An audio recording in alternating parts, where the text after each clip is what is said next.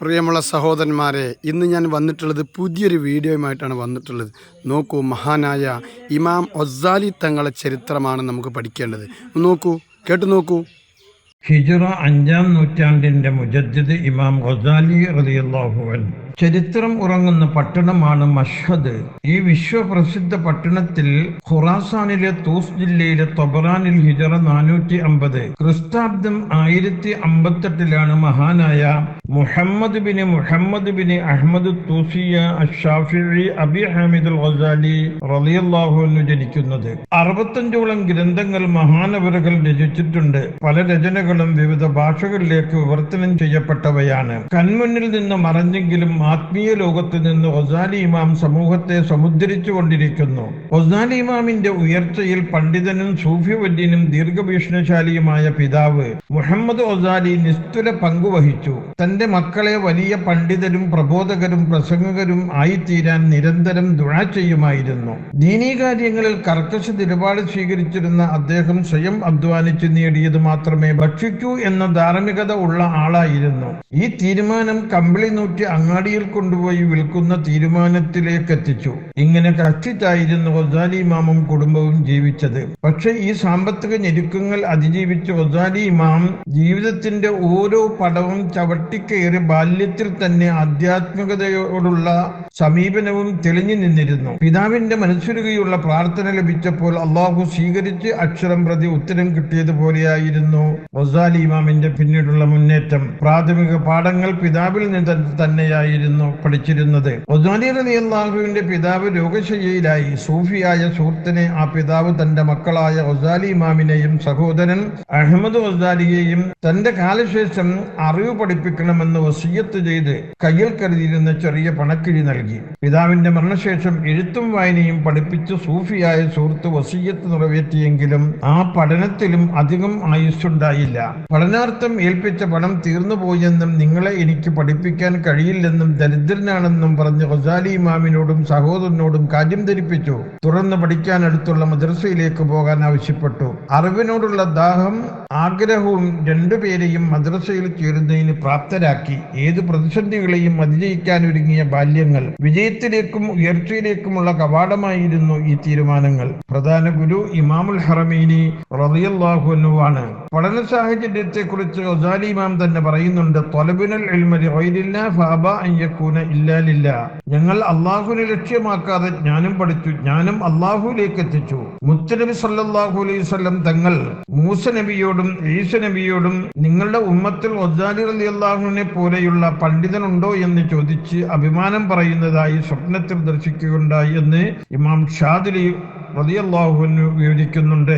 ഷാമിലെ ദിമിഷ്കിലും ബൈത്തുൽ മുഖദ്ദസിലും താമസിച്ചു. തന്റെ മാസ്റ്റർ പീസായ ഗ്രന്ഥമാണ് ഇഹ്യാ ഉലൂമുദ്ദീൻ. സയ്യിദന അൽ ഐദ്റൂസ് റളിയല്ലാഹു അൻഹു പറയുന്നു, നിങ്ങൾ ഇഹ്യ മുറുകെ പിടിക്കുക.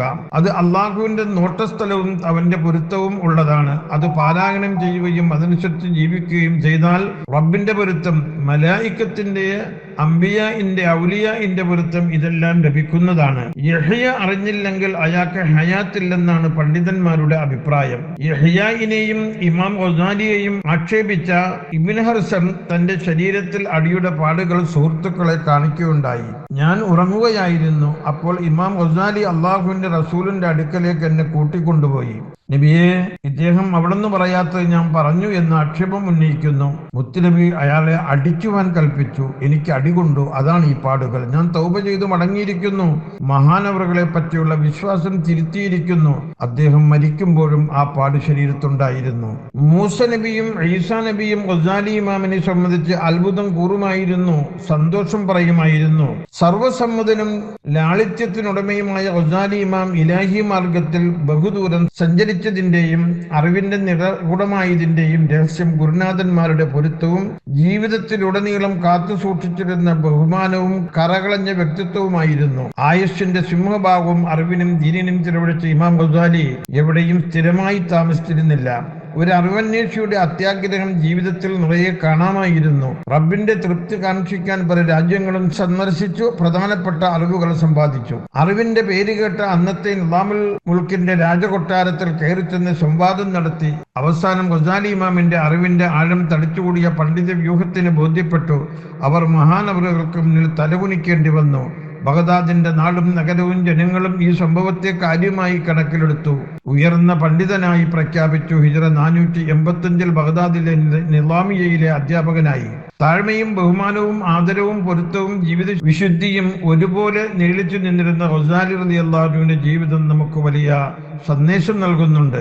സൂഫിസത്തിന്റെ രോമവസ്ത്രം ധരിച്ച് ഇലാഹി ചിന്തയിൽ കാടും മലകളും കയറിയിറങ്ങി പഴങ്ങളും തെളിനീരും ഭക്ഷിച്ച് എല്ലാം ത്യജിച്ച് നോമ്പിലും ആരാധനയിലുമായി മുഴുകി പരിത്യാഗിയായി ജീവിച്ചു. പക്ഷെ അവസാന കാലത്ത് കുടുംബത്തിന്റെ ആഗ്രഹത്തിന് വഴങ്ങി ഏകാന്തവാസം വെടിയേണ്ടി വന്നു. ജനസമ്പർക്കത്തിൽ ചെറിയ തോതിൽ ഇളവ് വരുത്തി ബഗ്ദാദിന്റെ മണ്ണിലേക്ക് മടങ്ങിയെത്തി. നിസാമിയയിൽ അധ്യാപകനായി സേവനമനുഷ്ഠിച്ചു. ശേഷം സ്വന്തം നാടായ തൂസിലേക്ക് തിരിച്ചു. പഠിതാക്കൾക്ക് വിശാലമായ രൂപത്തിൽ അറിവ് പഠിക്കാൻ ഒരു പാഠശാല നിർമ്മിച്ചു. കൂടാതെ ഇലാഹി മാർഗത്തിൽ കടന്ന സൂഫികൾക്ക് ആരാധനയിൽ മുഴുകാൻ ഗാൻഗാഹും പർണശാലയും പണി കഴിപ്പിച്ചു. വിടവാങ്ങൽ: ഒരു തിങ്കളാഴ്ച പുലർച്ചെ സുബഹി നിസ്കാരം കഴിഞ്ഞ് കഫംപുട കണ്ണോട് ചേർത്ത് പിടിച്ച് ഞാൻ എന്റെ റബ്ബിന്റെ ആജ്ഞ സ്വീകരിക്കുന്നു എന്നും പറഞ്ഞ് കാൽ നീട്ടി നിവർന്ന് കിബിലക്ക് അഭിമുഖമായി കിടന്നു. കഫൻ തുണി കൊണ്ടുവരാൻ പറഞ്ഞു. അത് ചുംബിച്ചു, കണ്ണിൽ വെച്ചു. സംഭം വത്തോഅത്തിന്റെ ദുഹൂലി അലൽ മലക്ക് സുമ്മ മദ്ദരിജരീഹി വസ്തഖ്ബല ഫന്തഖല ഇലാ റിദ്വാനില്ലാ.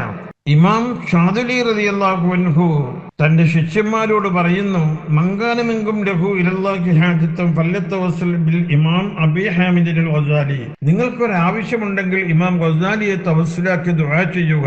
ഹിജ്റ 505 ജുമാദുൽ അവൽ 14 ക്രിസ്താബ്ദം 1115 ഡിസംബർ 19 ഗസാലി ഇമാം ഈ ലോകത്ത് നിന്ന് വിട പറഞ്ഞു. മരണപ്പെടുമ്പോൾ ഗസാലി റളിയല്ലാഹു അൻഹുവിന് 55 വയസ്സായിരുന്നു.